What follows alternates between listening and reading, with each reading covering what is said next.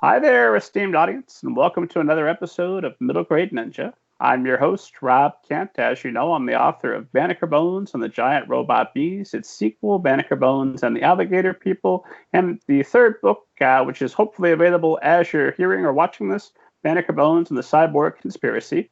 Got two 11-year-old boys racing around on jetpacks, solving mysteries, fighting giant robot bees, and all manner of other monsters. It's a good time if you're curious. You can check out that first book, Banneker Bones and the Giant Robot Bees, as an audiobook, a paperback, or the ebook is free. Free to download whenever you're watching or listening to this, wherever fine ebooks are sold. Under the super secret pen name Robert Kent, I've written novels such as the young adult horror novel All Together Now a Zombie Story, and the serial novel The Book of David, which is about an atheist who purchases a haunted house that then begins to give him visions involving flying saucers. It's nuts. It's a 5-volume serial horror story. If you're curious about that, you can get the first part, The Book of David, Chapter 1 by Robert Kent, not Rob Kent. As a paperback, or the ebook is free to download whenever you're watching or listening to this. Or if you check the back catalog, I don't know, 5 or 6 episodes ago, I read it live for free. So you can hear me read it to you and then read the chapters 2, 3, 4, and 5. As always, keep up with what's going on with me, the show, everything in life worth knowing about at middlegradeninja.com. And that's all for me. My God, there's 3 of us. We got to get this thing started.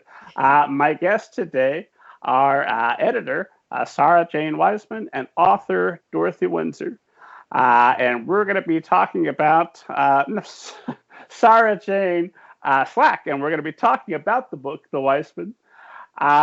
So probably the best place to get started is, rather than making either of you listen to me read your bio, if I could get each of you to introduce yourself to esteemed audience and kind of give them an overview of your background. And Dorothy, we'll start with you. Sure. I'm a former technical communication professor.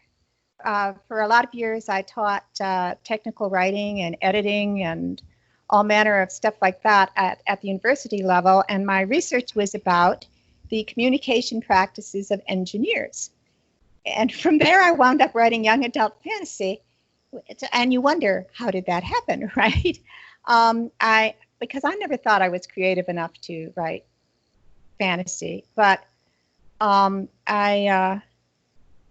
when Peter Jackson's Lord of the Rings movies came out, I was just like knocked stupid by being so enchanted by them. And I loved them so much that I didn't want the stories ever to end. And I started writing fan fiction. Lord of the Rings fan fiction.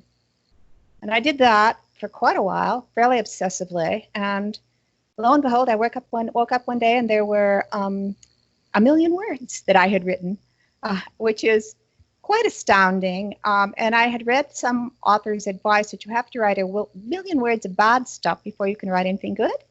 And I thought, I'm there, right? So I started writing my own stuff. And that's kind of where I got where I am. So is that fan fiction available someplace for esteemed audience can track that down? Sure can. I used my initials, DAW, and on one of the sites it would not search on anything that short, so I added the minstrel afterwards. So if you read Daw the Minstrel, you'll find that stuff. And some of the early stuff is just incredibly bad. I learned a lot. And that's because I had much to learn, but it was a really good, safe place to do that. So very low stakes. It was fun. It was fun. Well, nobody that's going to seek out your Lord of the Rings fan fiction is hoping for good stuff. They'll read the published books when they want the good stuff. This is... They could make a lot of fun of me if they read the fanfic. That's all right. I've had that happen. It won't be the first time. That's outstanding. And then, Sarah, same question. If you would give us a bit of an overview of your background. Sure. So I started Inspired Quill back in April 2011. We've been going for just over 9 years now. I did it whilst I was a master's student at the University of Leicester studying English. It was a book review blog beforehand, and hearing horror stories about the industry had that sort of righteous rage that you get in your early 20s. How hard can it be to create win-win situations? Da, da, da, da, da.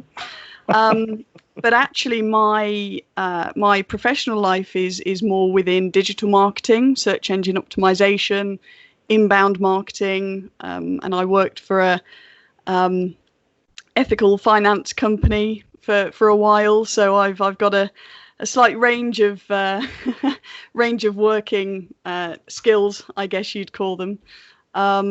So yeah, I've been in the publishing industry sort of for about 9 years now, and I always make the joke that the only way I could get into the publishing industry is by creating my own publishing house. So make of that what you will. So yeah, that's kind of me in a nutshell. There's first of all, thank you both very much for being here. This is Middle Grade Ninja First, talking to the editor and the author of a book. This is an inspired idea, which Dorothy, I think you get full credit for having the idea. That's why I'm excited. It's it's a scary prospect to face the middle grade ninja esteemed audience alone. You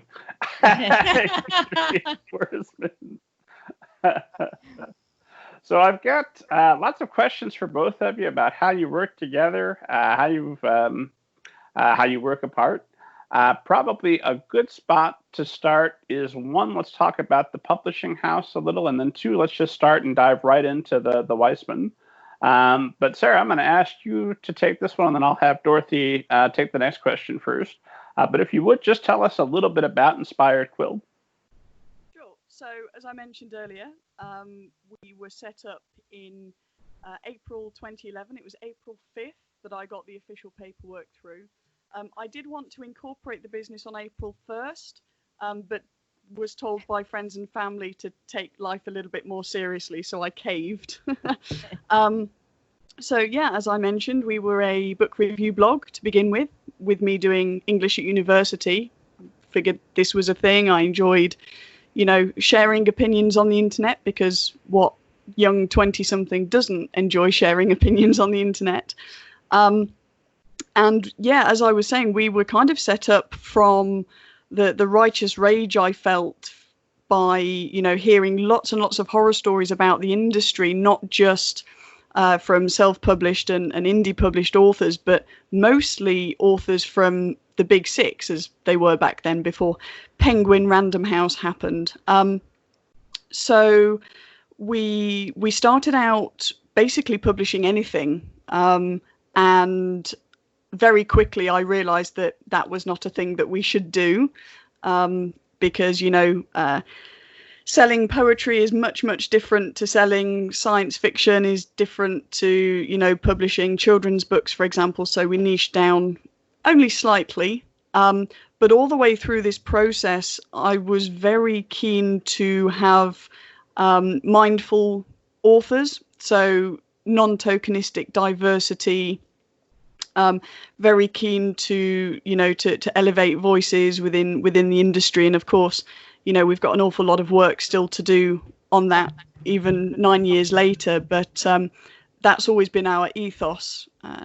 So much so that we have a diversity pledge on the website, and I've done lots of events, workshops to do with not just working in the industry and trying to pull the curtain back, because there's a lot of smoke and mirrors, as I'm sure many of your listeners are aware of generally, but also kind of trying to give stepping stones to people who want to work in the industry. And yeah, positive publishing, basically, or trying anyway. So 9 years and you haven't sorted out diversity in publishing? I've been trying. I've been trying. Is the one. So the diversity pledge, what does that mean, and how do you put that in action? So it's really interesting because, we've been going for 9 years, and I've always said, non-tokenistic diversity is incredibly important. But actually, we didn't have a diversity pledge on the website until about a year and a half, 2 years ago, because I made the mistake of thinking, well, it's obvious. Obviously, non-tokenistic diversity is important, and isn't everyone doing that? So a couple of years ago, I kind of realized that actually, no, it's not obvious. And that's the problem. So I kind of, created the diversity pledge, popped it on the Inspired Quill website, and to my, guilt, I guess, I didn't really do much else apart from that. And it's something that, we've been working quite hard on for the last few months, certainly this year, to really not just talk about change and making actions for ourselves to get rid of, any unconscious bias that we might have, and to reach out to others in the industry, but also to really think long and hard about changes to the system as well. So working with other people within the industry to affect real change, rather than just, we've got a book with this kind of protagonist, box tick, which is exactly what we're against. So the diversity pledge itself is split into 4 different parts. The first part is diversity in books. So, we understand inclusive books to mean great mainstream stories, not isolated as a separate genre or segregated strand of literature. Writing mindfully, choosing characters by turn and not defaulting, that sort of thing. The second part is reader representation. So, we're committed to ensuring that all readers can find authentic representations of themselves in books. And also that goes towards the fact that the books, events and mentoring are as accessible as possible. Talks, panels, workshops, they're not just going to be at, universities, that sort of thing. And sort of avoiding tropes on book covers as much as possible, not whitewashing book covers, which is actually one of the specific things that tipped me over the edge to make Inspired Quill in the first place. And taking on board reader feedback and not being defensive, and realizing that we'll always have work to do.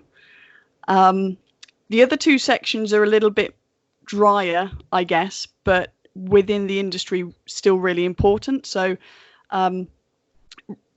diversity when it comes to author and volunteer community.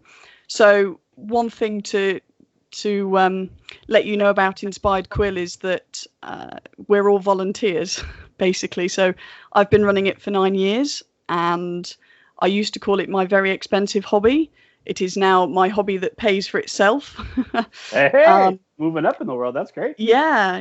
I mean, it's one of those things. It's a little bit of a catch-22 situation, I guess, whereby, I work a full-time job and then work Inspired Quill evenings and weekends, and have been doing for 9 years, simply because, I haven't had the capacity to build it to where I need to. And, the circle continues, unfortunately. So for the author and volunteer community section of the diversity pledge, it's,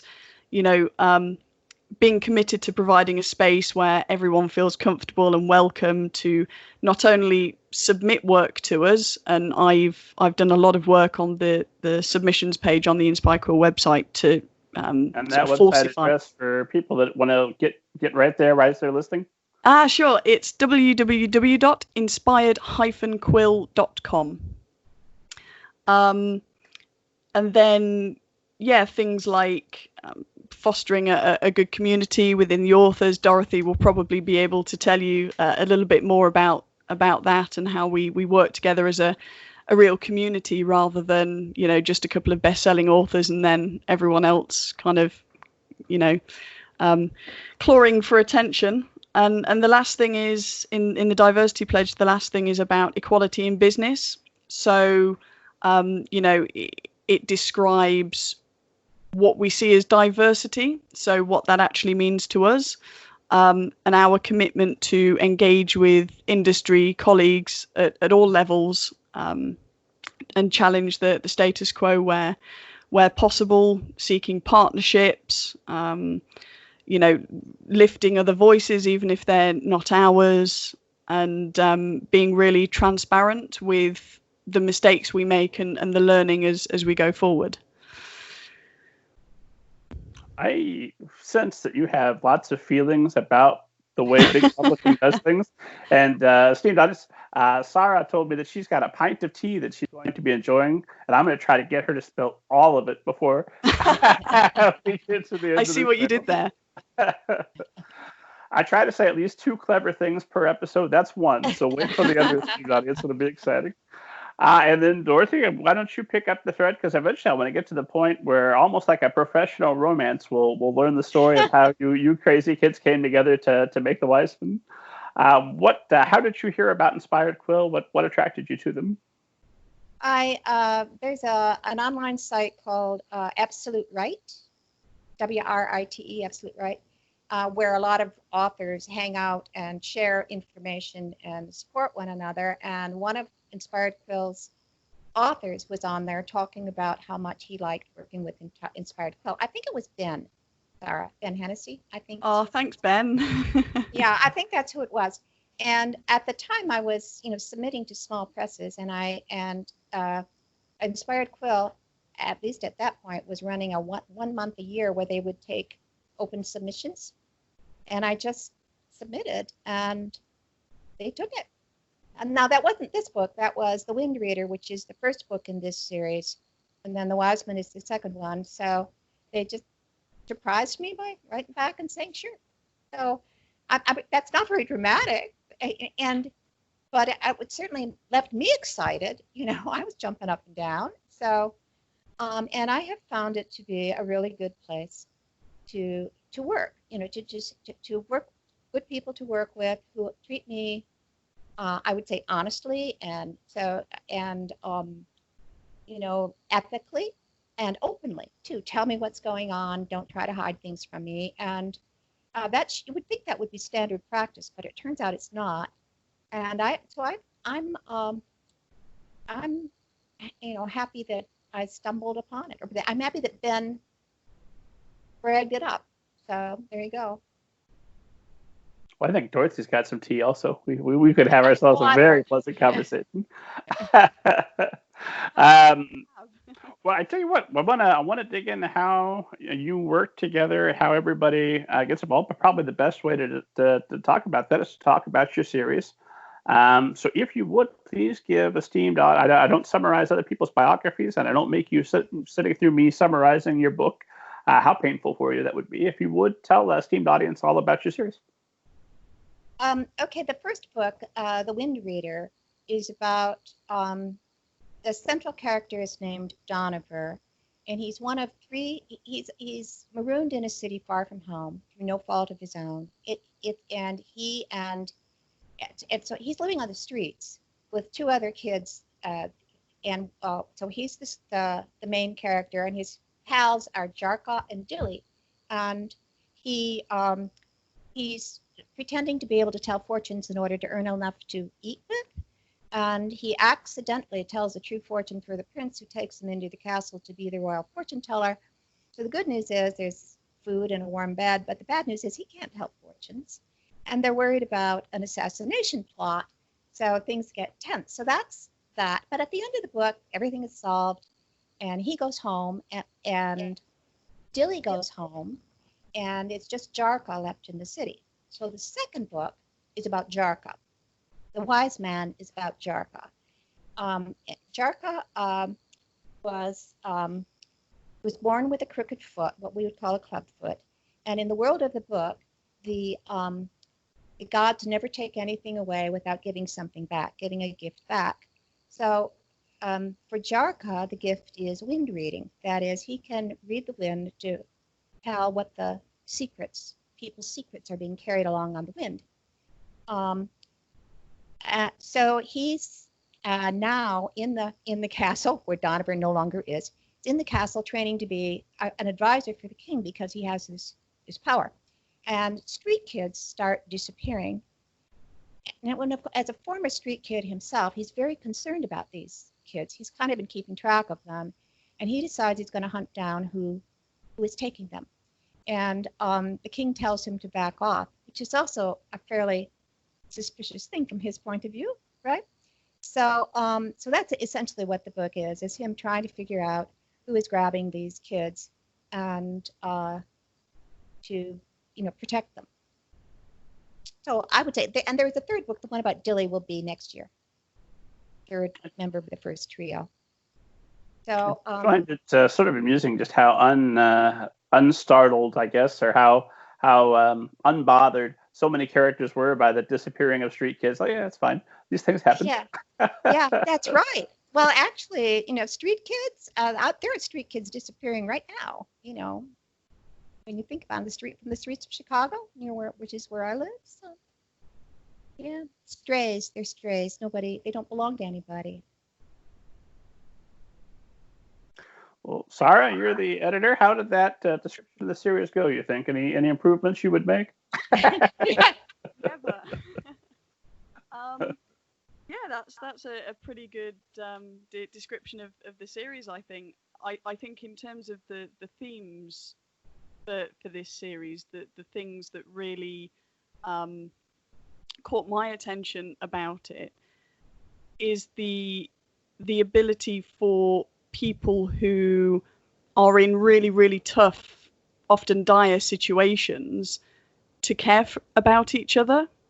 And we see, and even care about people they don't necessarily know very much, and to, come together to do the right thing even when it's difficult, which, in today's world is an incredibly important motif, I think. So who's the ideal reader for this young adult novel?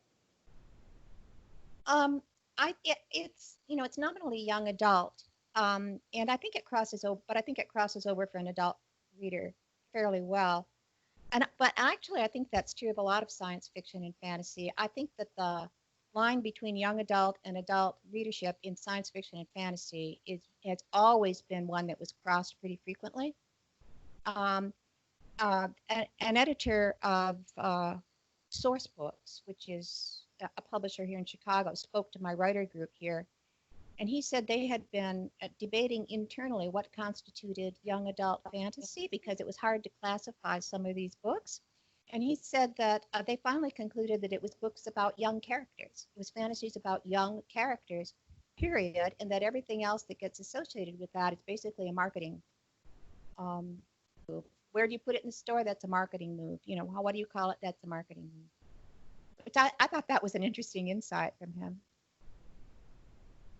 And Sara, do you having marketed the book and planning on where to put it before, do you have an ideal reader that you're targeting with marketing, or who are you reaching out for to get the good news of this series in their hands?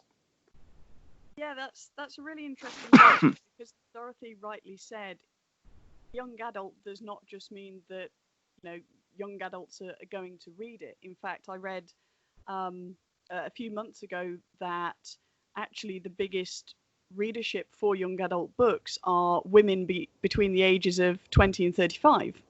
So was fascinating for me to kind of learn about that, but it does kind of make sense, and the other thing, of course, is from a business perspective, not necessarily who's wanting to read the books, but who's buying the books. Mm-hmm. So it's not necessarily about,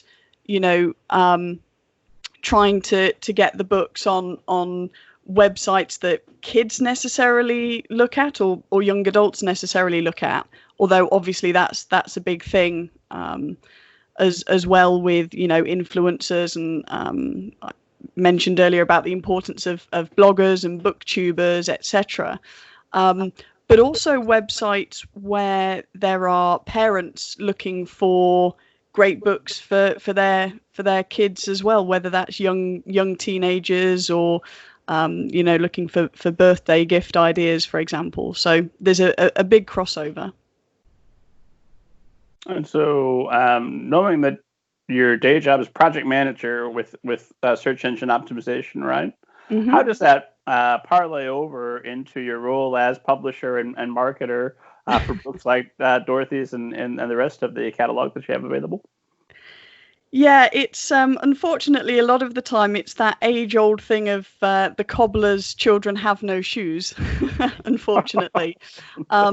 So a lot of what I do with the authors in terms of, digital marketing, it's not just about me sort of throwing out the fishing net and trying to get readers.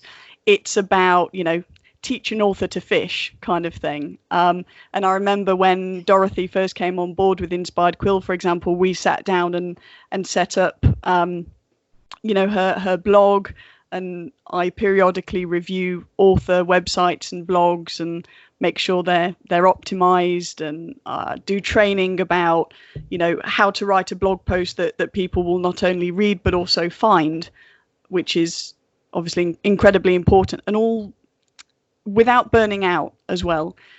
Again, another horror story from the industry is you must have 10,000 followers on Twitter, 10,000 followers on Facebook, and blog every third Tuesday. And it's like, no, quite frankly, because you do that for 1 month, get burned out, and then hate it and never do it again. And what's the point? So the crossover is really interesting, actually, I guess.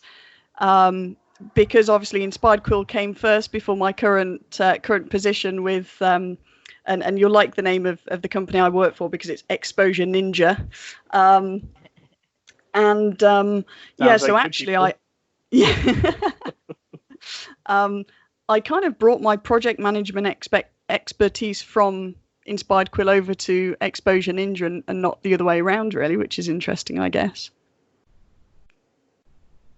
Well, let's go back to our meet cute we were building to. Dorothy, you submitted. Had you just finished the first book, or where were you in the series when you submitted? I would say I had just finished the first book, and I sent it to Sarah. But it's kind of hard to tell when any book was just finished, because I've had drafts of this sitting around like since 2007 or something. It's a ridiculously long time ago. And, I try and I set it aside and say, no, that's not very good. And I would revise and send it out. So when I sent it to Sarah, it's true, I had just finished the latest revision. So I had just finished it, yes, but it had taken me a long time. Yes, so I guess that was that. The answer to that is yes, I had just finished it. Fair enough. And how long did it take you to write from your first draft to that version that you were submitting? Oh, seriously? I mean, what do you count? Because there would be times when I would be not looking at it at all. I would be fiddling with some other book, right? But it would not surprise me if it was, maybe as long as 8-9 years. That there are old drafts sitting there that I wouldn't let anybody see, So yeah, it takes me a long time to get something right. I can spit out a draft pretty quickly, but then I have to think about it and think, well, what is this really about? What do these characters really need? What is this missing? What does it need? And so by the time Sarah got it, it had been through a lot of revision. I sent it to beta readers, and then work it over, and it's just, I take it to my writing group. So I like revising, and I would revise forever. If she hadn't taken it, I'd probably still be revising it. And for a series, did you have some idea of what the second two books would be, or was it just let's worry about this story and then maybe we'll come up with something later? I was just worried about the first one, working on that, but then I couldn't let the other two characters go. It's really hard to part from characters who've been in your head for a long time, and you've been thinking about what they're worried about, what they're afraid of, what makes them happy. You can't just, at least I can't just walk away from them. It's very hard to let them go. And so particularly, so the first one I picked up was Jarka. I was very interested in him, and I wrote him a book. So I didn't have to say goodbye to him. And then Sarah, so over to you. You're reading the slush and saying terrible, dreadful. Who told you could write? Oh my God! Oh, So God. Dorothy Winsor. The whole world stops. The music swells. The light brightens from the manuscript. What's your experience of why was Dorothy's story one that appealed to you and that you knew you must publish? First of all, Dorothy actually decided to go with what we ask a submission to be at Inspired Quill. The amount of submissions that we get that do not follow the guidelines, and I mean, some publishing houses say, 12.4 font in Times New Roman with this and this and this, and we're just like, please let it be in Microsoft Word because I don't have a Mac, and please tell us the genre, the word count, and the synopsis. Like, I don't think we ask for much. The amount of PDFs I receive when I open submissions, the amount of books that are... I once had a submission of a book that was 248,000 words. My goodness. And I say very specifically on the site, 50 to 110K, and that's what we do. So, yeah, first of all, she actually decided to follow the guidelines. So thank you, Dorothy, for that. And it's really interesting because lots of people will say within the first 10 seconds, a publisher knows whether they want to take a book on or not. For me, it's more, I know in the first 10 seconds if it's a definite no. It takes a little bit more to for me to warm up to a book. I think it's only happened twice in Inspired Quill's 9 years where I've read the first page of a book and gone, yes. And one of those, unfortunately, we ended up not publishing. But so from my perspective, it was a solid opening, had a really good sense of place, really good sense of pacing as well. And I could tell that, care had gone into writing it. There were no typos on the first page. There were, just the, and this is going to sound really wishy-washy and woo-woo perhaps, but I got a good feeling about it. So yeah, I read the whole thing, and then so we asked for the first 2 chapters, normally from a manuscript, and then that doesn't I asked sound for the how whole woo, thing. woo, woo would be if you looked in the mirror the next morning and written on it in blood was Dorothy Windsor. Oh well, then yes. Windsor or bust. Yeah. No, a good feeling makes perfect sense. I'm sorry, I derailed you. You were saying? No. It's so yeah, effectively read it through. It was already in a really, really good place, and selfishly, it's good to know that it's not going to have to go through 10 rounds of revisions. Although from my perspective, I would much rather work with an author who's a good storyteller than a good writer. So you can teach someone how to write and, put the words in the right order and do the grammar and, is it lay, lie, lane, laid, all of that kind of stuff. But it's really difficult to find an author who really believes in what they're writing, even though they're writing sci-fi or fantasy or whatever, and has that connection with the characters. I've got a few different questions that I'm struggling to find which one to seize on exactly. So but it's interesting that you say that. Why are authors submitting sci-fi and fantasy books, which we know are cash cows that immediately will make someone wealthy and famous forever? Why? Because people publish them. That's one of the big challenges of this industry, is that we're getting books that are just the same story over and over because people are buying them, because we're not giving the people anything else to buy. if you look in big, I'm not going to name any names because that's a bridge I don't quite want to burn yet. But if you look on, go into big bookshops, especially chain stores, it's all the same kind of book on the shelf. And yes, most of them should be there. I completely, not taking anything away from the authors who write them, because usually the stories are fantastic. But there's a duty of care within the industry as well that isn't always as meticulous as it should be, But why aren't people bothered about reading diverse voices? Coming back to that, people don't read books with this kind of character or that kind of character. It's like, it's not that they don't read them. First of all, have you seen fan fiction?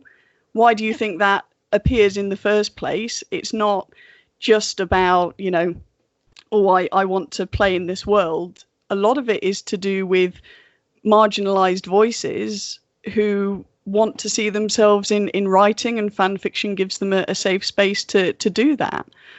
But it's also about the fact that it's not that people don't want to buy the books, it's that there are no books to buy. And I think that is changing now slightly. But yeah, so I'll get down off my soapbox now, sorry. No, stay up there. What else should publishers do better? We would literally need a triple espresso for that conversation, I think. Fair enough. Come back, we'll have that chat. So okay. You get the submission, you say, this is the book I've been looking for. I'm excited. Do you call Dorothy? Do you email her? What happens next from there?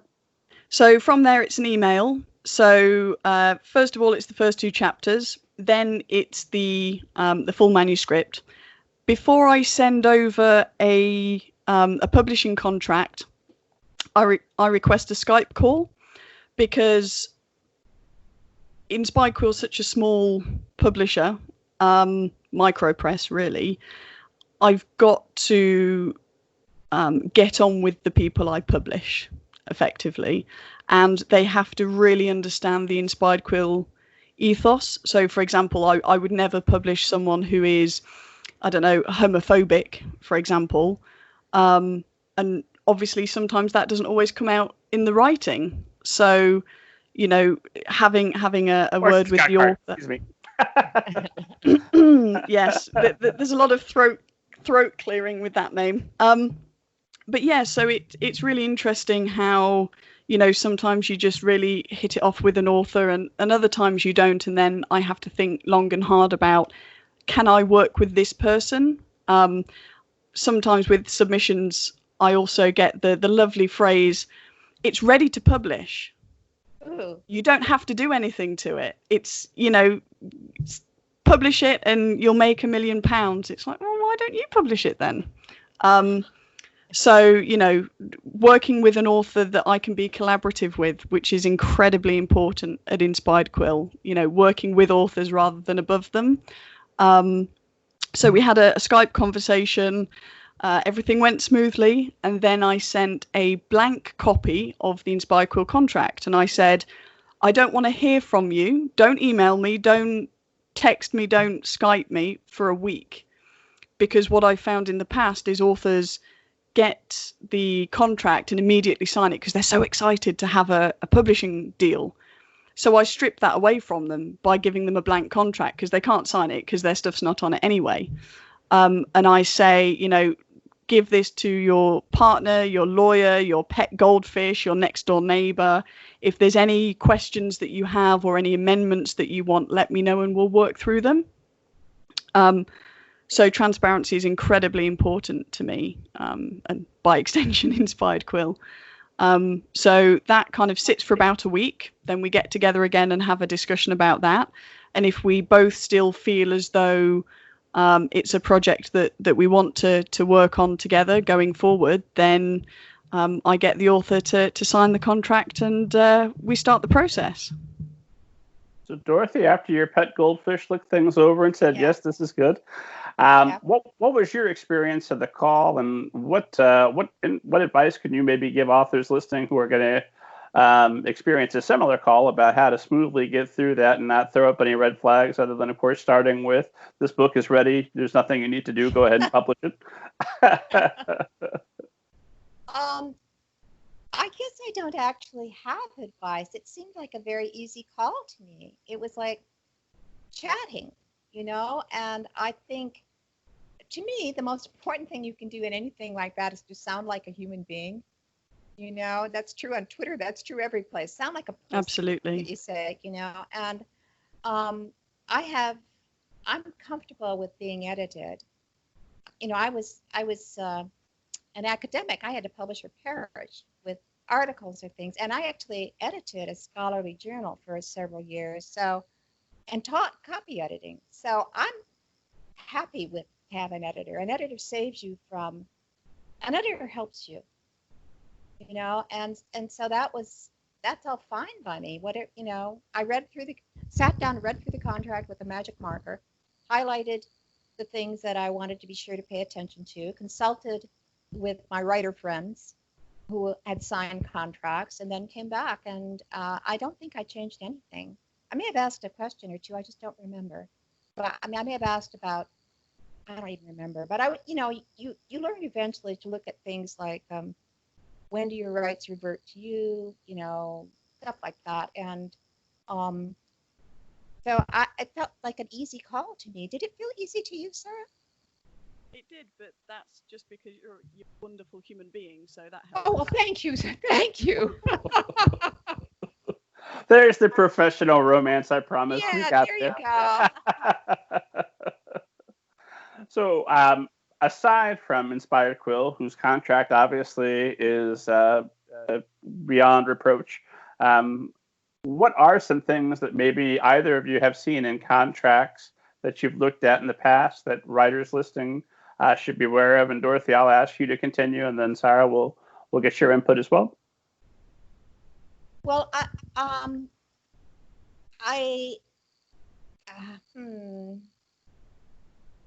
for me, the reversion of rights was particularly important because I had a previous book come out with a small press, and that was fine. They were fine, and they were they had the book for about a year, and then they went out of business. They went belly up. I mean, they're a small business. Life is tough for small businesses, and so it was really at that point my rights reverted to me, and I have heard horror stories from writers about having to pay to have the rights revert, about having to buy any copies that the publisher had, and I wanted to avoid that because I had just been in that situation. Now it turned out all right. The contract that I was working off of turned out all right. I went ahead and self-published that one because why not? It had a cover. It had been edited. Put it up. But so I guess that was I can't even remember what else I looked at. I guess you're looking at whether royalties are a percentage of. What are the royalties a percentage of? How is that calculated? What is the base for that? For the uninitiated, what's the good version we want to hear there versus the not so great version? Well, I guess I think there's some flexibility there depending on how the whole thing reads. Sarah, do you want to say? I can't even remember. What does my contract say? I can't remember. So yeah, the reversion of rights is a really big one, and at Inspired Quill, our contract basically says if you want your rights back, give us a month's notice, which, as far as I'm aware, doesn't really happen anywhere else. But it's kind of, so for me, the contract is not just about looping the author into something; it's about accountability from both sides. So there's that thing about the rights reversion, and in terms of the royalties, so in most of the industry, and actually with the bigger presses, it's a percentage of the RRP. So for example, if your book is £10 or dollars and your royalty percentage is 10%, then for every book that sold, you would get 10% of $10 as a flat amount. we're print on demand, which means that actually the cost per book, the amount per book that it costs us to send out actually differs book to book, which is completely infuriating because Excel spreadsheets are not my forte, but they've had to become my forte. So we actually do percentage of profit. So that could mean £4 per book. It could mean 50 pence per book. And it really can be that diverse. What I try to do to make up for that is we have something called loyalty royalties. So for every year that the author is with Inspired Quill, their royalties increase by 5%. So I think now they start at 20% for paperbacks, and I want to say 35 or 40 for ebooks. For every year that the author is with us, they increase to 5% until they're earning 50% of paperback royalties and 75% of ebook royalties. Is that increase for all books that the loyal author has with you? Yes. Or per book? Okay, great. So for every book, so for the authors, for example, who have been with us for quite a while and have multiple books, that royalty is based for the author, not the individual book, just to make it fairer. Before we move on to the next step in the process, anything else about contracts that we want to say that authors should be wary of? I want to talk about reversion of rights some more. Oh, sure. I want to tell a bad story without naming names. A friend of mine is published with a big press. This was Handem Laufs. Yeah. And has a series, right? And no longer has a contract with that press, and wanted the rights to revert, and was eventually managed to get the rights back on every book but one in that series. And in order to and the reason they wouldn't revert that one was that they said they had like 50 copies in their warehouse, and so they couldn't, so they sold those. My friend bought those 50 copies, and they had probably ordered 50 more. So my friend still does not have the rights back on that one book in the series. One can almost hear the person that orders books yelling, "We got a sucker! Let's get more." That's right. So I repeat, if you're signing a contract, take a good look at that clause. See what it says. And then Sarah, same question for you. Anything else on contracts that people should be watching out for? I don't think so. I guess the other thing is the rights in terms of languages. So, for example, at Inspired Quill, it's worldwide rights for the English language only. We do work with an agent for worldwide rights, but that's a separate thing that the authors can opt in or out of as they like. I guess the other thing would be to take a look and just see if the contract is written to, as an author, to kind of keep you in, or as a way of forming a partnership of accountability. So, for example, with the Inspired Quill contracts, a few years ago, I decided to put another clause in that stipulated the minimum marketing that we would do per book. Yeah. Again, from horror stories of, authors published by the big publishing houses with, a 5K advance, and then absolute crickets when it comes to marketing. I wanted to, really say, look, we are committed to, sending out this many emails, getting this many reviews, spending this much money at a launch event for you, doing X, Y, Z, to really sort of solidify the feeling that it's a partnership. And we do really find as well that the authors who we work with who do more, and not just by themselves, but ask for help as well. My background's digital marketing, so there's no excuse really. The authors that do their part and ask for help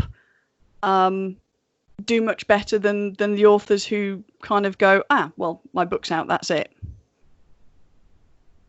Well, let's dive right into that, and then we'll come back and we'll pick up from where we left off with the contract's been signed. But while we're here, let's talk a little bit about marketing, other than convincing your editor to come with you on the Middle Grade Ninja podcast, which obviously we all agree is the savviest move that you could make.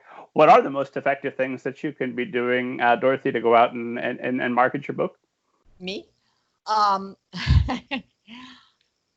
Well, there are certain things that are just sort of cliched. You need to be on Twitter. You need to be on Facebook. Let me put it this way. You need to be on social media. And that's not necessarily any given platform in social media, because I think some people are more comfortable on one platform than on another. I like Twitter, for instance. I don't like Instagram. I don't know what to do with just images. But I know another writer who's very, very good on Instagram. So I think, but you do need to be out there just to have some voice.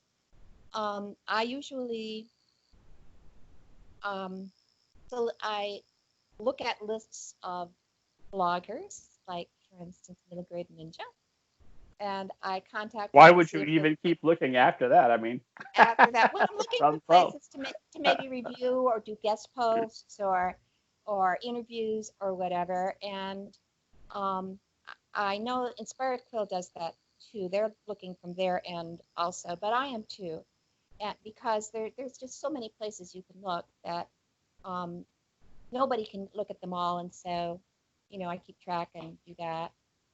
I go to author fairs. In the Chicago area, a lot of the libraries, under ordinary times, have author fairs where you can go and there'll be maybe 20 authors there. You have a table with your books on it, and anyone coming in, now obviously they're coming in to borrow books, not buy, but they still will look at your books, and sometimes they'll buy them, and at least you can give them, like I have bookmarks, I can give them one of my bookmarks, and so you kind of enjoy yourself. I enjoy myself that way. I don't know. What else do I do? I can't think. But I don't know, I guess. This time, one of the things that's interesting is that once you've built a contact with a blogger, they often ask you back.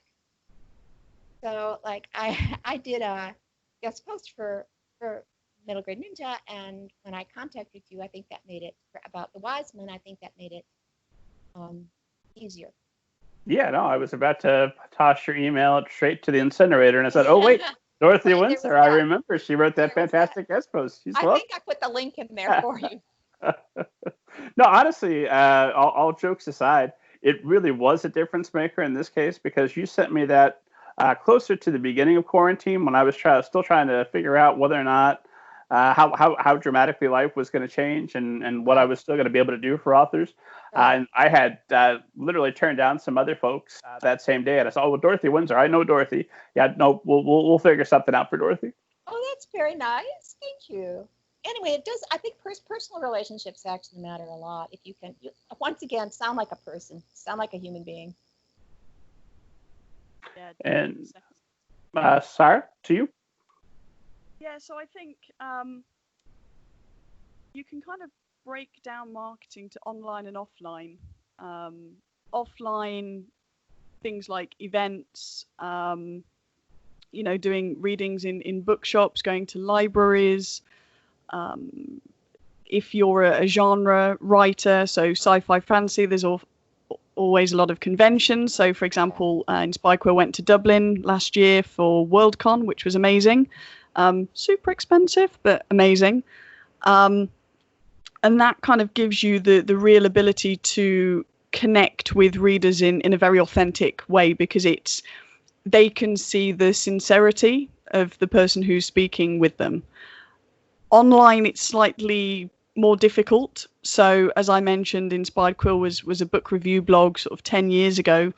And I send out probably between 5 and 20 emails every single week to book bloggers, and I am lucky if I get 1 or 2 responses. Not even a canned response, but literally any kind of response. which is a little bit disheartening in a lot of ways, because I always make sure that I don't just do a scattergun approach. So it's not as if I've got a list and I'll just send out a bulk email to 100 people. So that can be a little disheartening sometimes. But in terms of other marketing, Dorothy was saying about being on different platforms, but being on platforms that you actually enjoy using, which is incredibly important, because otherwise you just stop using it and what's the use? Also that there's a little bit of a Venn diagram there with where's your target audience, I guess. So if you're trying to be the next Marie Kondo with a book about organizing things and that sort of niche, then you probably want to be on Pinterest or Instagram.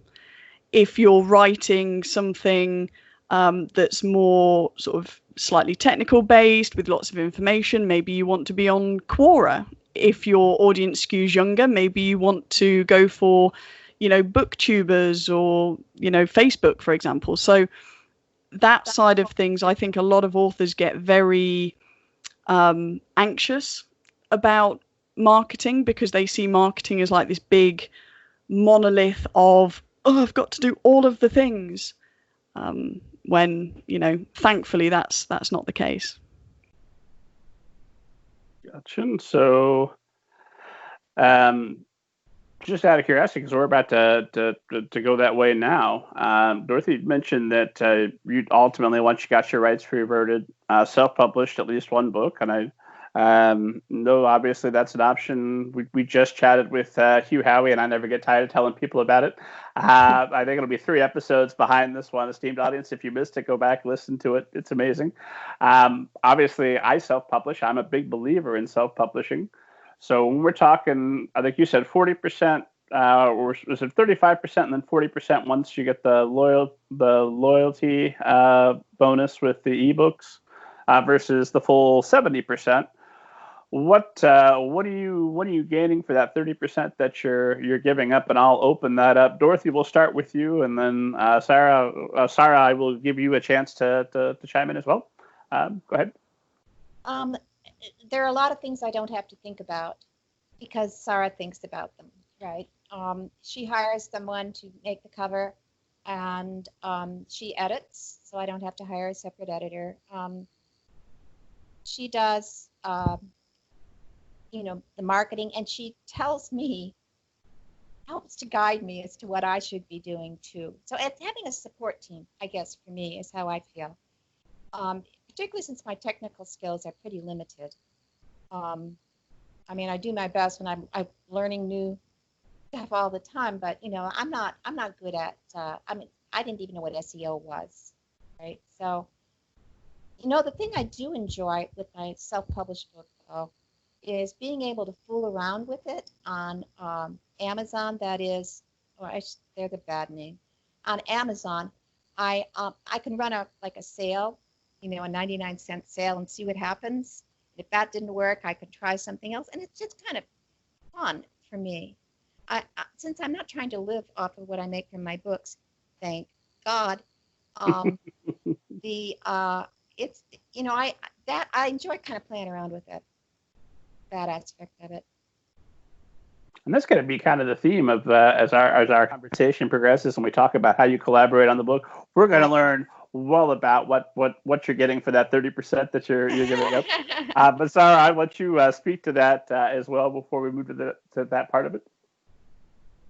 Yeah, and that's something else. As a small publisher, we've got to earn our salt. So I do get some very dirty looks from other people in the industry when I say quite loudly and clearly that I think self-publishing is fantastic. And I've been saying that for a decade, when Kindles were just kind of starting to be a big thing. I was all for self-publishing. But as Dorothy said, I think something that all publishers, not obviously just small publishers, but all publishers need to do is, for whatever percentage we take, it's making sure that it's not just about the, the cover design and the editorial and things like that. It's about development of skills as well. So I'm huge on skills development. So I did a full online course for the Inspired Quill authors, which is actually available to the public as well. Although the public has to pay for it and the Inspired Quill authors get it for free. Where can the public go to pay for that eagerly? So where would they find that? Just at inspired-quill.com is where it's not actually. It's I never really shout about it, which is ridiculous because it's a good course, if I may say so myself. But it's sjslack.teachable.com. I'll probably put it on the Inspired Quill website at some point as well, but I've not really got round to that yet. I'll put it in the show notes as well, esteemed audience, so check there. So yeah, I mean, it's a case of doing all the stuff that big publishers do as well, because I've always wanted to make sure that Inspired Quill has the quality of a big publisher, and it's really gratifying, for example, when we go to events and people ask if we're an imprint of XYZ big publisher. And people are like, oh, these books look really good and the quality of them's really great, and your website's good, and that's really important to me to really focus on the detail as well as the big picture. All right, well, let's pick the story back up. We've had our first Skype chat. You sat on the contract for a week. Everything looked good. You talked with your writer friends. You're on board. So you come back. You've agreed on terms. What happened? What's the next step for the book then, Dorothy? There was a date by which the full manuscript had to be submitted. I mean, Sarah had already read it, but presumably I might want to do something. I might have thought of something other revision to make in the meantime, because until it's out of my hands, that's always a danger. So, so I sent her the full manuscript by the date, probably ahead of time because I'm fanatically early. And there was a publication date that was pretty, far in the future. You have to get used to waiting around if you go with a publisher of any size. And then at some point, and it wasn't right away, it was probably several months because, there are things in their publication pipeline that she's working on first. Eventually, she sent me edits. And, and I'm talking about developmental edits now. And that is story quality edits. And there weren't very many. It was a very light hand on that, very light hand. I thought, well, that's just Sarah. But since then, I've heard another Inspired Quill author say, yeah, I had to add 10 scenes. And I'm thinking, whoa. Okay. No, it was a very light hand. And so I did that, whatever it was. And I mean, as I say, I like revising. I'm happy. And so I sent it back, and then comes back a round of copy edits. And at some point also, we were talking about the cover. They asked me for what I might want what ideas I might have for what could go on the cover. And this is not something I'm very research-based on some of this stuff, and I didn't know anything about it. I mean, a book cover is supposed to be like a little billboard that advertises the book and tells what kind of book it is. So I went to my local Barnes & Noble at that point and asked, which is where I used to go to write. So they all knew me. And I asked the person, one of the managers, whether the YA books had people or objects on the cover, most. And she said it was about half and half, so that told me it didn't seem to matter. But I went and looked at some of those covers, and then I wrote back to Sarah and said, how about this, how about that? And she found, so I think there was and so there was some negotiation over the cover, because she found an artist, sent me, do you like this, do you like that, and what changes do you want? What else is in there? I don't know, all that didn't take terribly long, maybe a year from the time I signed the contract to the time the book came out. Maybe. And you're just kind of going back and forth. You said there was the developmental edits and then around the copy edits. Right. And then are you chatting on a regular basis about making a plan for launch from there, or? So I don't remember, frankly, for this book, The Wysman, it seems to me we're doing a lot more for launch than we did for The Wind Reader. And I don't know what the difference is there, but there's a lot more going on this time. So we're chatting about it a lot. I'm back and forth with someone from Inspired Quill all the time. They find things, I find things, and my policy on anything they suggest is to say yes.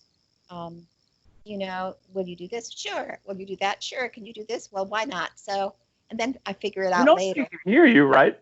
So you're not going to get really far. So I have to figure, and then I go and I figure out how to do that thing I just agreed to do. So, so we're going back and forth a lot right now.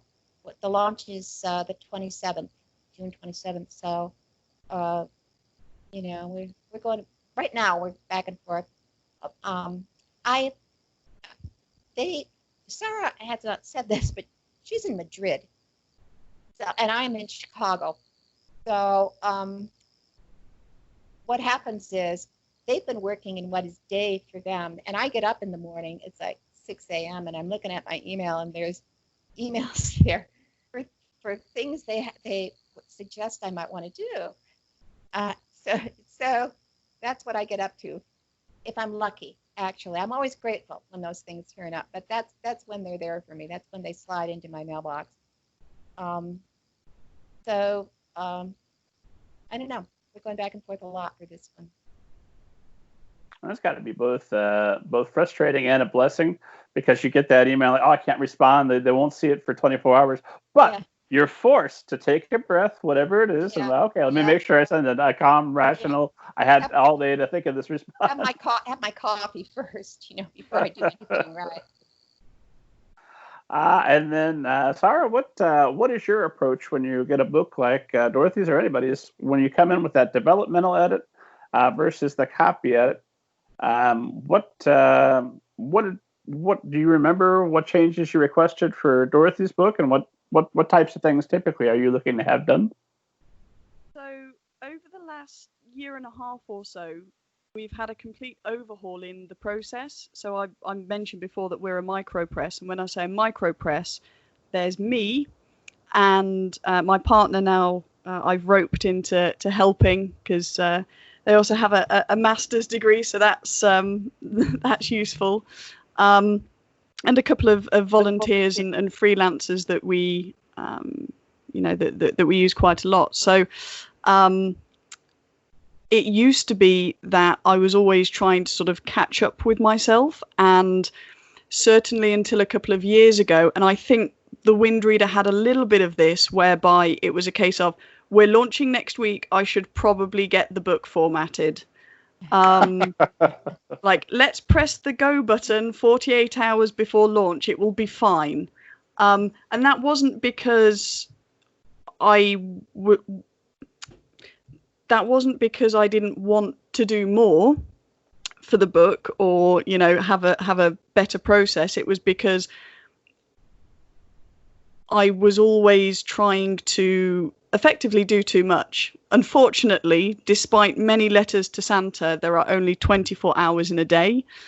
And, you know, I have a full-time job as well as working on Inspired Quill. So you can imagine that my days and weekends are quite long, shall we say. Whereas this year, I really took a step back, or last year, I guess, I really took a step back and said, I can't try and publish 12 books a year, because 2 of them get shunted into the next year anyway, and the quality's not where I want it to be, and I'm not giving the authors in the back catalogue the support. So we completely redid our process. So between submission and print, there's now, I think it's 14 or 15 months. Everything has its own due date. There are over 200 steps to publication. That was a day fueled with coffee and a cork board and lots of post-it notes.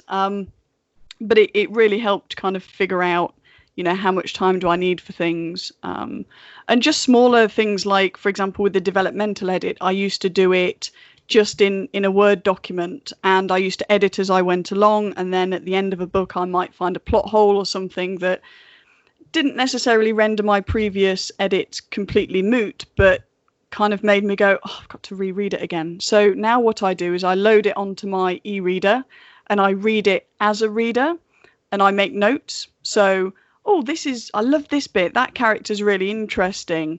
Would that character really say that? You've not mentioned that before. So rather than trying to edit it, I just come up with questions that get sent back to the author for a first run through. And then I start with the deep edit after that. So, just trying to make everything a little bit more streamlined and to actually leave time as well for publication. So, this time, for example, we had the book ready and raring to go, I think 2 months before launch date, Dorothy, something like that. Yeah. And that's the first time this has happened. So proof is in the pudding, as they say. So yeah, that was really, really important for me in terms of taking all of those steps out of my brain and putting them down on paper and being realistic. And it's one of the reasons why we've unfortunately not been able to open submissions for the past almost 2 years now, because realistically, as one person, I can only publish 6 books a year. We have 19 authors at Inspired Quill at the moment, and all of them, all at the same time, decided to send me new manuscripts. So it's a very fine balance, because if it was up to me, I would just open submissions and let her rip and work 16-hour days on Inspired Quill and just go for it. Unfortunately, gotta eat, so can't do that yet. But it's really lucky as well, I guess, just to segue slightly, that I love my day job and it gives me lots of great skills for Inspired Quill as well. So it's not like, going into an office that you hate and looking at the clock until you then get to do the thing that you're really passionate about. I'm very, very lucky in that I have 2 jobs and I love them both effectively. So what, and Dorothy, I'm going to pass this back to you in just a moment, but let's stay with, I'm fascinated by this idea of part-time publisher. So what does your day, that's got to be the longest day ever, most days. So what does your typical day look like? And then when are you carving out time to spend with your partner, do something that's not book related, have some fun? That is a good question. That is a very good question. So during the week, I normally start my day job at 8:30 in the morning. So my work as a project manager with Exposure Ninja, we're a completely remote company and have been since its inception. I've been with them for about 1.5 years now. So it's great because I can just kind of, roll out of bed, grab some breakfast, and my commuting time is very, very short. So that's from 8:30 to about between 4 and 5 o'clock in the afternoon is my typical work day there. I will then stop for a snack, because here in Spain we have something called merienda, which is like afternoon tea at about 5, between 5 and 5:30. At about 5:30, I will then start my Inspired Quill shift until about 9 o'clock or so, when I will stop, have dinner, and then either do a little bit of non-Inspired Quill reading, or watch a show or two and spend time with my partner. At the weekend, it tends to be starting on Inspired Quill. So this is Saturday and Sunday, probably about 11 in the morning, and finishing again 8, 9 at night. So at time of recording this, it's currently 21:21 where I am. So after this recording, I'll probably go and have something to eat. Let me know when your stomach is really growling, and we'll start to wrap this. Dorothy, same question back to you. What does your typical work day look like? It depends on what I'm doing. When I'm drafting, under normal circumstances, in the before time, and one hopes in the after time, I leave the house, I leave where I live, and go somewhere else to work. It's like going to work for me. And I always go to the same place. Lately, I've been going to the public library, which is right next door, and to the building I live in. And I work for 2 hours. I draft by hand, and I aim for about 1,000 words in that time. although it depends on what I'm doing, if I'm revising or if I'm just purely drafting, I aim for about 1,000 words. I come back, I key that all into my manuscript, lots of times editing as I go. And so that takes, another half hour, 45 minutes maybe. And that's about it. I try not to do work on the weekends. I need downtime for my brain to come up with new ideas. I get a lot of ideas on Saturday because I'm not working that. I've been worked all week, and it's like there's this spillover into Saturday, where I'm coming up with ideas. When I am working, when I'm drafting and writing, I tend to think about the book all the time. I dream about it. I wake up in the middle of the night with ideas for it, and I'm very busy with it in my head, although not necessarily at my desk. So that's when I'm drafting or revising, working on the book. Now, as it happens at the moment, I had just sent Sara the Dilly book, I think, maybe, when I'm not drafting right now. I'm not writing right now. This is so it's good because I'm working on, the launch stuff and so on. And Sara has that other book. And because I find that my mind, that the back of my mind that's always working on a book when I'm working on it right now is busy worrying about the pandemic and and everything else that's going on around us. I find it very stressful.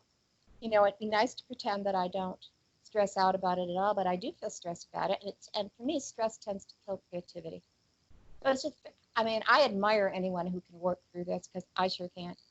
I can do routine things. I can send off, emails to people and so on, but I can't. Generating a new text at the moment strikes me as just impossible. So that is about how I work. And I read a lot. I think any writer should be reading a lot, right? Define a lot. How much reading do you typically do in a week? Oh, I usually finish somewhere between 2 and 3 novels in a week reading, depending on the book. I just recently read Hilary Mantel's Mirror, I think Light in the Mirror or whatever it is, and that took me a while because it's a big honking thing. But now I'm reading a shorter YA novel I'm going to finish that in a couple of days. So,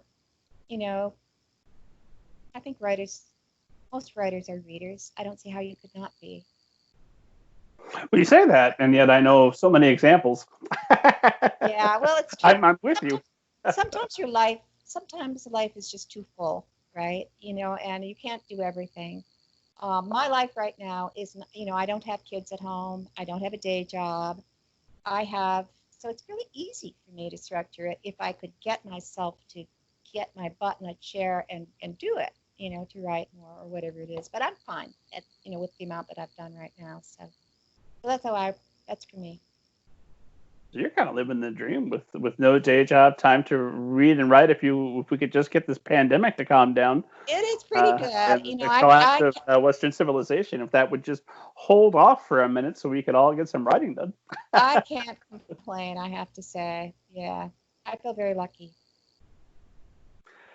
And might as well go ahead and stick with this theme of quarantine, which has become the theme of almost every episode, it seems, since since it started. But Sara, how is quarantine impacting you and impacting your habits working from home? Is there that much of a change for you? For me, no, because I've been working remotely for a year and a half. The biggest challenge that I had, so my partner and I, we were going to move back to the UK, and we got our plane tickets. We were going to go back on March the 20th, and lockdown happened on March the 14th. So very, very luckily, again, feel very privileged to be in a position where, we still have a roof over our head, currently living with my mother-in-law, who I adore, just to, say that quickly. So, actually, I'm in a very, very privileged position because my work wasn't affected. I didn't even have to be furloughed. there's been a fairly big change in terms of Inspired Quill. So events are huge for us because we're so small, and we just don't have I call it screaming into a void online, trying to be noticed and being noticed for the right reasons as well. So not kind of kicking off just to kind of get attention sort of thing. And events are huge, and obviously they've been hit completely, reduced to pretty much zero for the last few months. So in terms of, sort of cash flow, we were doing quite well, and then we weren't.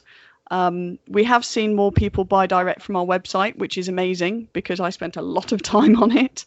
And, more and more people are staying away from certain big websites and their subsidiaries, which is nice.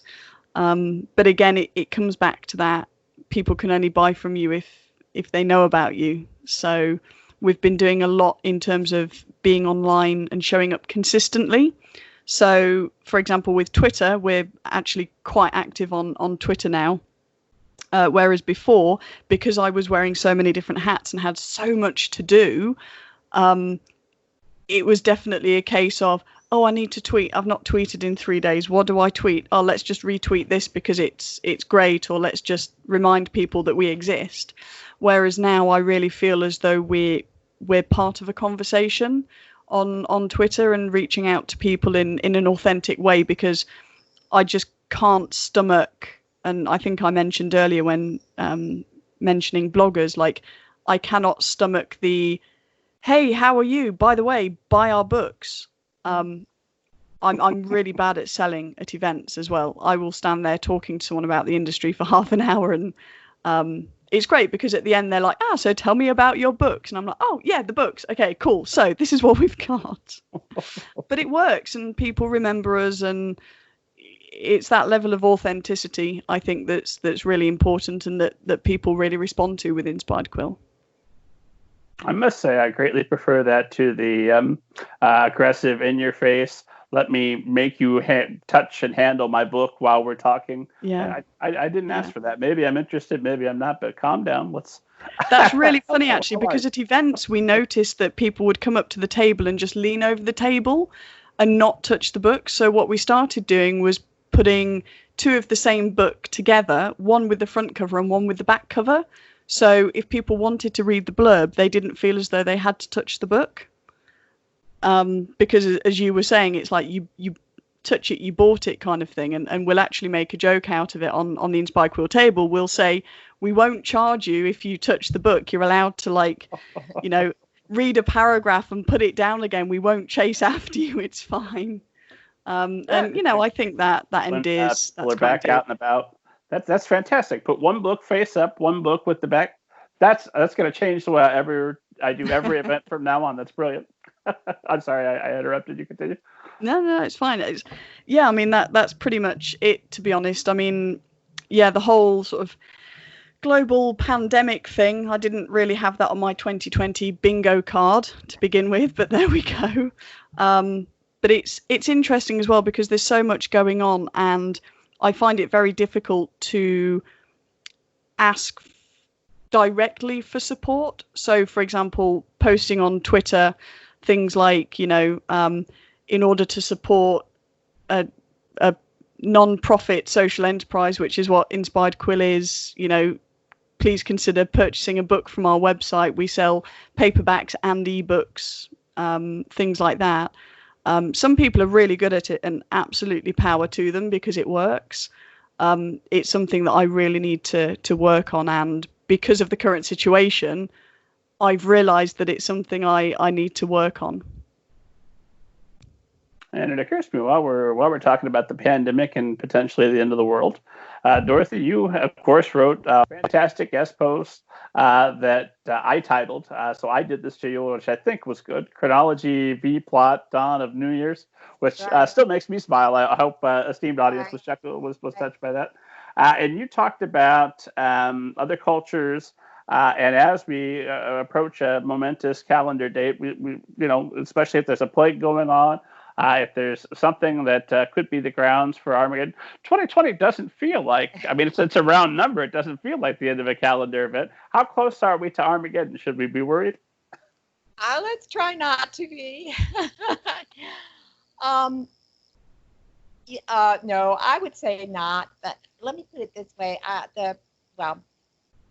it's pretty scary. But I have faith that there will eventually be a vaccine or an effective treatment. I have faith in science, I guess, but who knows how long it will take is the issue.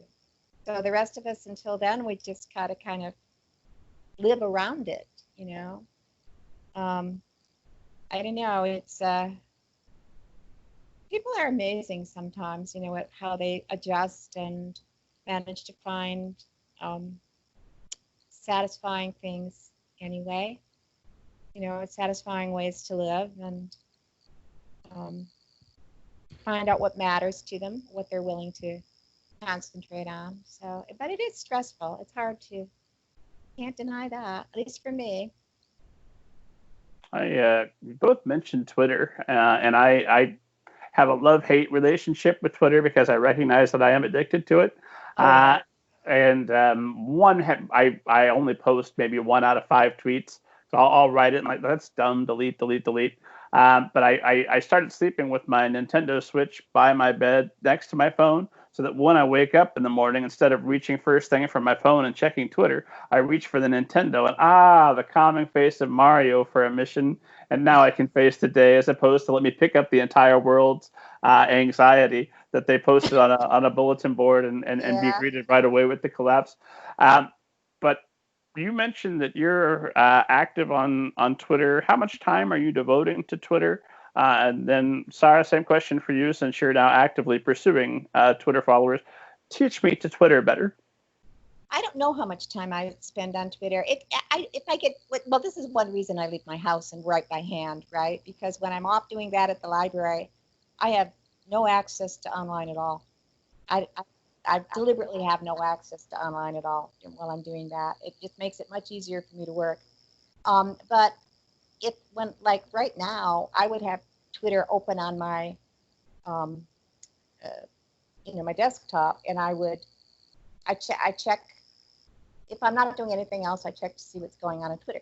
Twitter is very good at making you addicted because they keep popping up that they put that little red dot at the top that says there are new tweets, and they'll say tweets.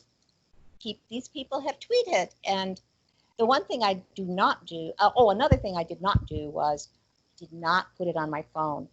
I have to see it on my desktop because I saw that when it said notices to your phone, and I thought, well, that seems like a bad idea. So, I guess I've limited it geographically, so to speak. I can only do it when I'm sitting at my desk. So you can't be greeted with it first thing before you've had your coffee? No, I can't. So, well, actually, I do. I am greeted by it before I have my coffee because I stumble in here and look at my email, which has come in from Spain in the middle of the night, and and then I check Twitter. And you're also not guilty of when I feel really low, as if I'm tired of scrolling through laptop Twitter. Let me check phone Twitter and see if that's any different. Oh, okay. See if it's any different. Is it any different on there? And it is. It's like Twitter knows. Oh God. And then Sarah, same question to you. How are you actively pursuing Twitter, and what tips do you have for great Twitter usage?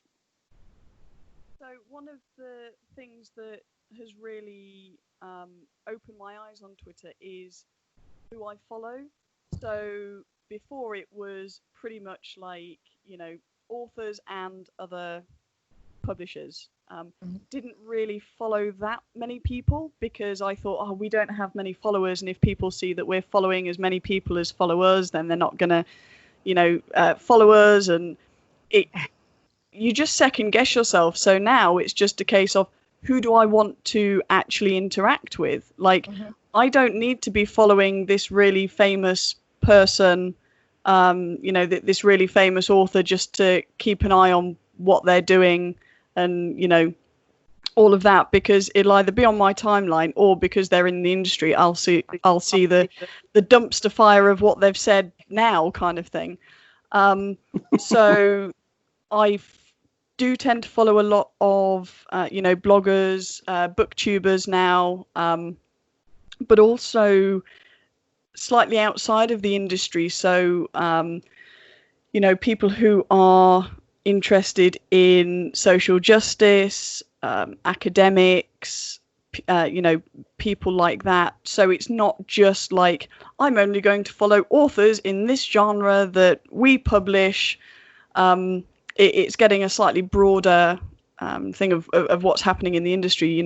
Even businesses, bookshops, of course, but also businesses that are, eco-friendly, for example, because that's something that we really want to hit home. I'm writing an eco pledge at the moment. We want to be carbon neutral within the next few years. So that's a big thing for me. And just using it as a platform to learn as well. So like you, sometimes writing tweets and then going, actually, is this adding to the conversation? No, let's delete it. Which has been, certainly in June so far, something that I've done a lot, and sort of, getting out of my own way and checking my own ego as well. It's very good for that. There's always a slight, pang of pride where someone said something that's completely wrong and awful and you don't engage. It's brilliant. Their punishment is they have to go on being wrong and awful without you to stop. Yeah, absolutely. You know who I follow, like my former students, and also when I was editing the scholarly journal, when you do that, you kind of wind up mentoring some of the younger faculty members in the field, because they submit their papers to you and you write them back and say, try this, try that, and if you care about what you're doing, which because it seems to me that's sort of the function of what you're doing in a job like that. And I follow all those people. And it's just such a joy to see. You'll see the day they get tenure, they'll announce it, or they'll have pictures of their babies. I mean, it's just that I really, really enjoy. It's keeping up with these people that I used to know when they were much younger. Really, it's nice. See, here's a question for both of you before I forget, because every esteemed audience knows it's not Middle Grade Ninja if I don't ask. Dorothy Winsor, Sara-Jayne Slack, have either of you ever seen a flying saucer, and do you believe in them? Dorothy, you first. I have never seen one. I do not believe we're alone in the universe. That seems kind of self-centered to believe that, but I'm not sure I believe that there are UFOs in our skies right now. And I've not seen one. I'll send you some literature. We'll get that turned around. Oh, God. Sarah, same question. So yeah, for me, like Dorothy, I believe that we can't be the only semi-intelligent life form because that would be ridiculous. I'm a firm believer that if there are other things out there, that we are so backwards and ridiculous that they're just kind of like, nah, let's wait another millennium, see if they can grow up. Have I ever seen one? That's a really interesting question. I firmly believed the first time I went on an aeroplane when I was 7 years old that I saw something that could not be explained by having, a shadow or something like that. But do I think it was a UFO? No, I don't think so. I don't think so. I saw something and it was probably nothing. Are we talking about a classic disc, or what did 7-year-old think she saw? It was kind of like a shadow where there shouldn't have been a shadow. And you know how, sometimes light reflects on glass, so you kind of move your head around and see if it moves from those angles, and it didn't, and then it just kind of accelerated and then disappeared. So who knows? I'm convinced. Case closed. That counts. And then I think 2 more questions, and we'll call it a day. Does that sound reasonable? Cool. Good. I always want to end this while we're still having fun before it becomes a slog. So here's a question I didn't want to deny you, because this is a question I try to think of the show as if I were going to go on someone's podcast, what question would I want to be asked? And I'd want to have just a free spot. So that's what this is. Is there a question someone hasn't asked you about your series that you would like to answer? And Dorothy, I'll start with you, and then Okay. This is something I've sort of touched on before in today, but I've been thinking about it because one of my neighbors asked me last week why I decided to write for this age group, she says, and I thought about that, and I realized I never did decide to write for young people. I decided to write about young people. And it rather startled me the first time I realized that meant that people thought I was writing, that I intended to write for them. So I enjoy being around young people, obviously, but that wasn't how I thought of what I was doing. So I want people to stop asking me why I decided to write about young people. How about that? I like it. You flipped the question on its head. Yes, I did. What's something you would prefer people stop asking you? That's great. And Sarah, either about the book or about publishing total, because I feel like there's more tea we haven't spilled. What would you like to answer? I don't know, to be honest. I get so many different questions from so many different places. Quite often, the same questions about, how did you get into publishing and that sort of thing. And I always have to disappoint people by saying I kind of accidentally fell into it. Yeah. But yeah, I don't think there's much to in terms of a question that's not asked. I guess the thing that I would want to say to people is support indies.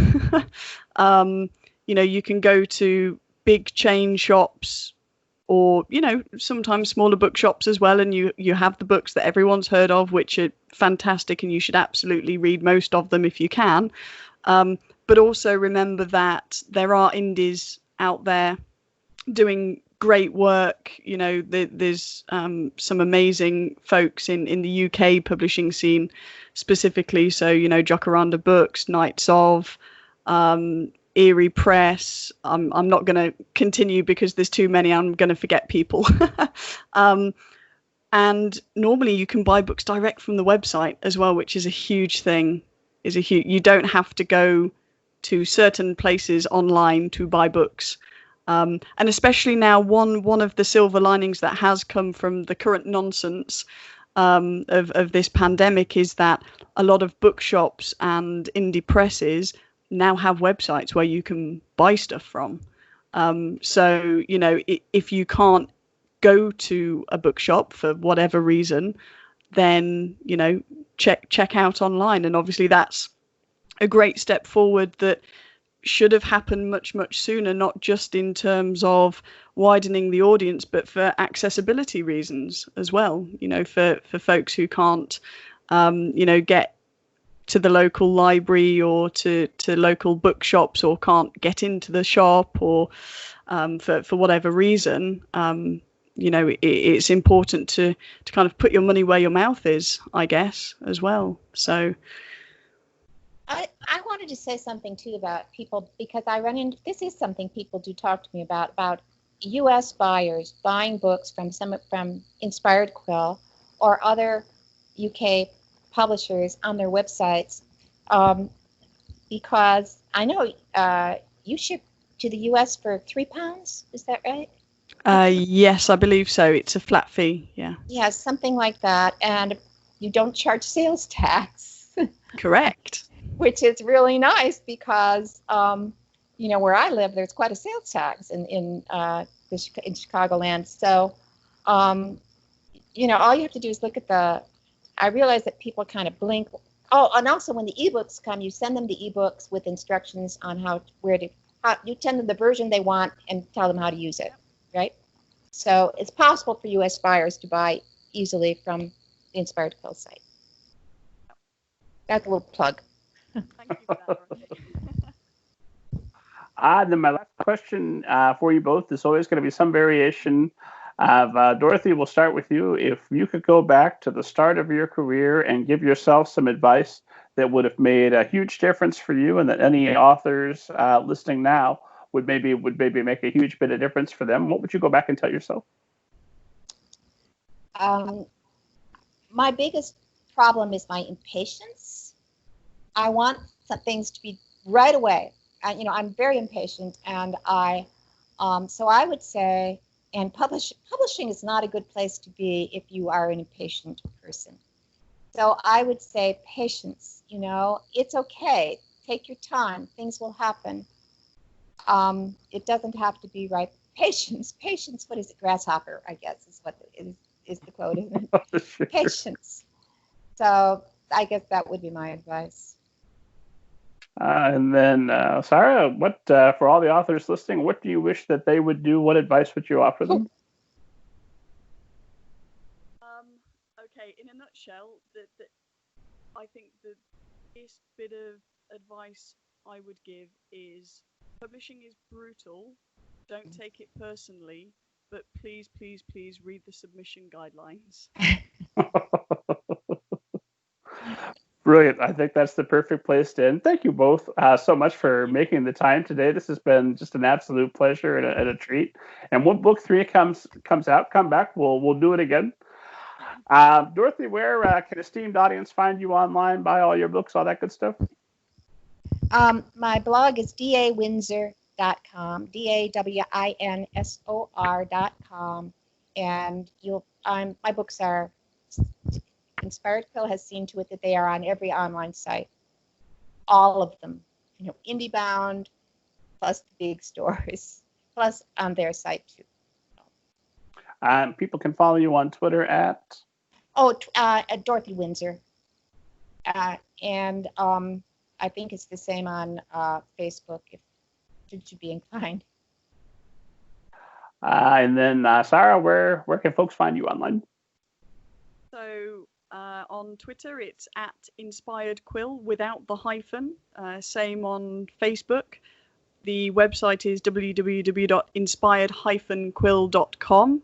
And if any of your viewers want to get in touch with me with questions about the industry and follow-up questions, then just use the contact form. I try to respond within 3 working days, depending on if I'm just about to launch a book.